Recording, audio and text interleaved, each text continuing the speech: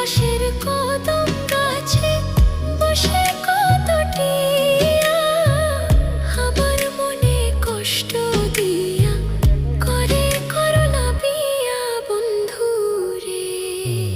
কি অপরাধ পাইয়া